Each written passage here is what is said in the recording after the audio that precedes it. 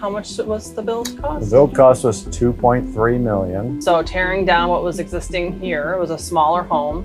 We were able to build something that would fit the rest of the neighborhood and be brand new. I love every single thing that I have seen on this house itself.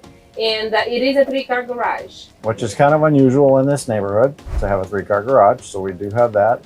And because we have it, the driveway is a little tight, so we put in the turntable to actually turn the car around so that you can easily and conveniently pull into the driveway, turn your car around, and pull right out.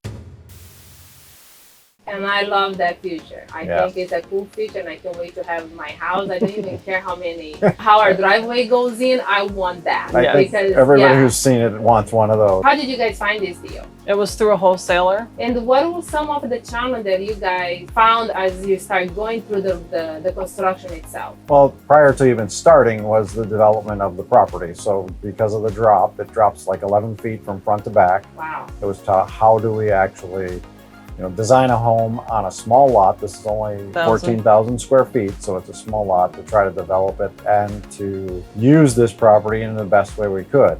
So that just was a little bit of challenge. And on the architect side, they figured it out. And not just the architect, having you guys. Well, we participated in all the development, so yes. And lots and lots of meetings and discussions about what to do here.